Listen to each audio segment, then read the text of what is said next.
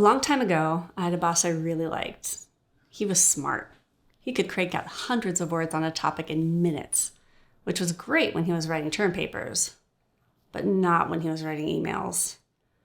I would spend 30 minutes sometimes trying to figure out those darn things. At one point, I started printing them out, sitting in his office and asking, is this part actionable? If so, by when? He realized quickly that these emails were not effective and started writing shorter ones, which we both appreciated. When writing an email, we need a person to do something or know something. But given the fast-paced settings we work in, we have to ask, how do you make your voice heard above all the others? How do you write an email that people won't ignore? Following these 3 F's has given my emails a fighting chance. Focus on the topic, format strategically, and follow up. First of all, focus on the topic. It's pretty safe to assume that the person you're writing to is not thinking about you or your project at all.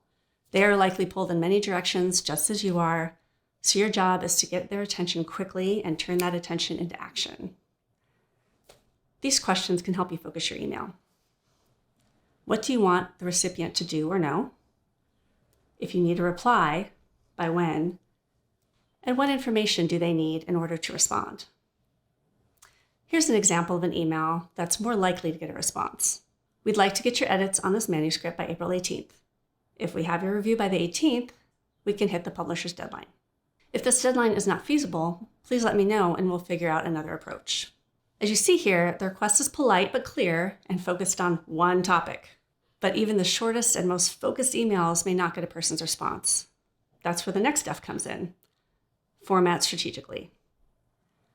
The goal of strategic formatting is to make your email skimmable, clear, and actionable, no matter the length.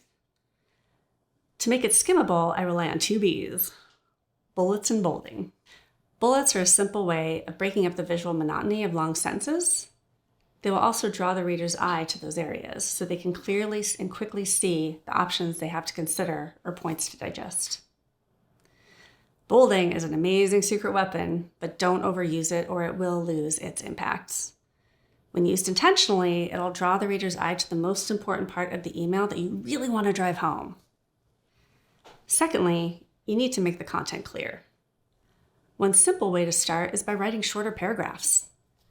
If you read any news source, you'll see that they're written in short paragraphs because they want to keep their readers' attention. They know they'll lose them if the content is too dense. Headings are also helpful. If your email is on the longer side, use headings to delineate the key sections of the email so that the recipient can get a sense of what's inside. Short paragraphs and headings will provide the visual space for the reader and provide almost a mini roadmap for what's inside.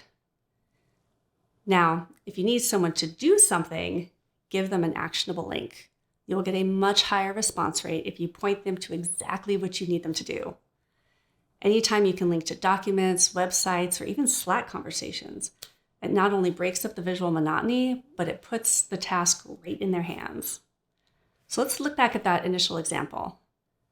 The email here is focused on one topic. The manuscript is linked.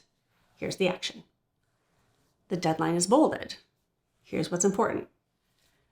And the paragraphs are short, so it doesn't feel overwhelming, especially if they're reading it on their phone. If a person looks at this email for even just 2 seconds, they will see, read this manuscript by April 18th, and that's what you want. Bonus tip here.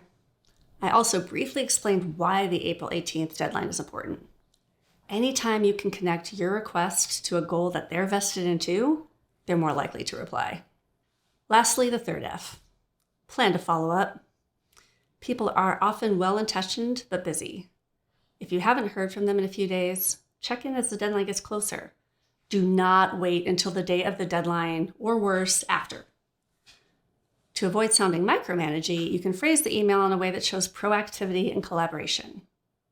Something like, checking in to see if you need any further context for reviewing the manuscript by April 18th. Please let me know if you see any issues on hitting that date. With this tone, I'm sincerely checking in to see if I can help remove any blockers, or if I do need to adjust the deadline, I'd rather know sooner than later. By following the 3 F's, Focus your topic, format strategically, and follow up. You will find a higher rate of responsiveness to your emails. But don't be surprised when it takes you longer to write them. Writing in a way that sparks action takes more time than writing naturally, but it's worth every moment to get the response you need.